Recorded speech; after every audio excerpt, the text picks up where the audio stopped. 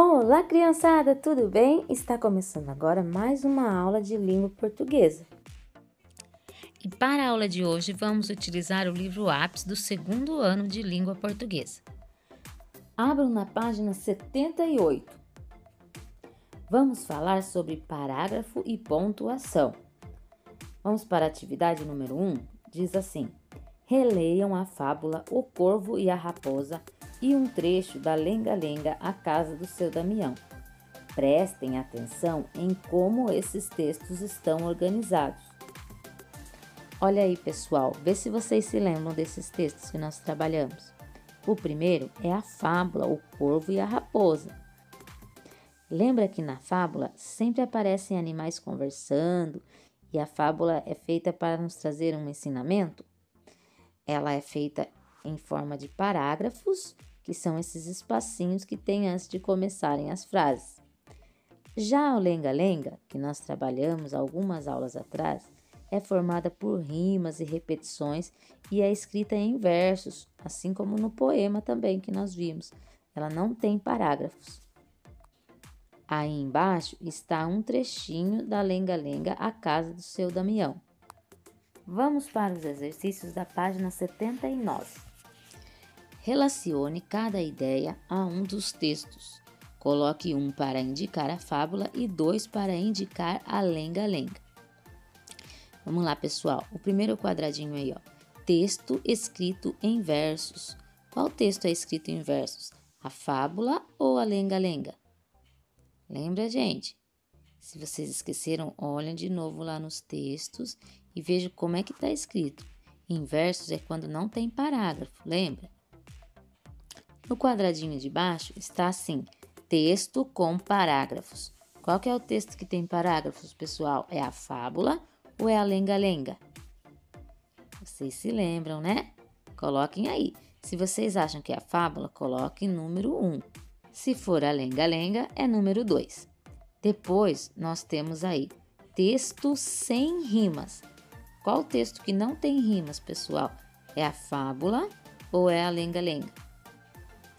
Depois embaixo está texto com rimas. Qual texto que tem rimas? A fábula ou a Lenga-Lenga? Tá bem facinho esse exercício, né, pessoal? Vamos para o número 3. Acompanhem a leitura do primeiro parágrafo da fábula feita pela professora. Um corvo roubou um pedaço de queijo e foi para o alto de uma árvore. Uma raposa logo quis se apossar do queijo. Observem como faz a voz da professora cada vez que ela chega ao sinal, esse sinalzinho aí, ó, esse pontinho. Esse sinal chama-se ponto final. Cada ponto final marca o fim de uma frase. Vocês perceberam, pessoal, que lá, ó, a professora leu: um corvo roubou um pedaço de queijo e foi para o alto de uma árvore. Tem um pontinho desse aí, ó. O que acontece quando chega nesse pontinho? A professora para um pouquinho para respirar e depois começa de novo. O ponto final é utilizado para indicar o final de uma frase. Aí nós temos a outra frase, ó, uma raposa logo quis se apossar do queijo.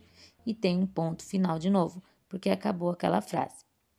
Na letra A está escrito assim: contem os pontos e respondam. Então, vocês vão olhar nesse trechinho que a professora acabou de ler aí e vocês vão contar quantos pontos finais apareceram. Aí, vocês vão colocar, ó, contem os pontos e respondam. Quantas frases há nesse trecho? Quantas frases? Isso mesmo!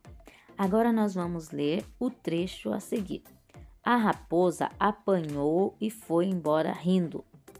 Quantas frases existem nesse parágrafo, pessoal? É só contar quantos pontinhos tem, quantos pontos finais apareceram aí e vocês saberão quantas frases tem. Exercício 4. O ponto final pode indicar que alguém faz uma declaração, afirmando alguma coisa. Mas há um ponto que pode indicar quando ficamos admirados. Observe. Na letra A, leia a frase bem sério. O queijo caiu. O que tem aí no final dessa frase? Um ponto final. Na letra B, leia a frase muito admirado ou espantado. O queijo caiu. Percebam, pessoal, que agora o sinalzinho mudou.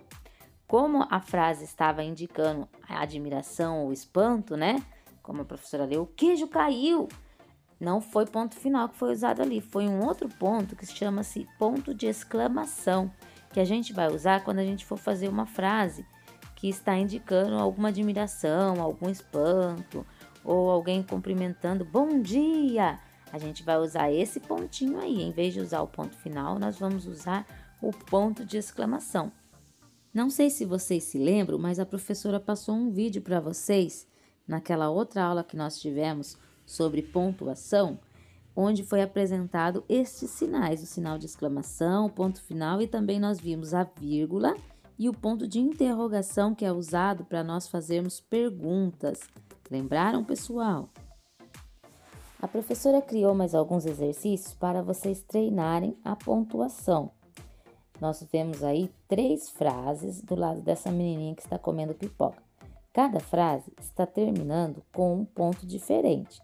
Isso vai fazer a gente ler diferente cada frase.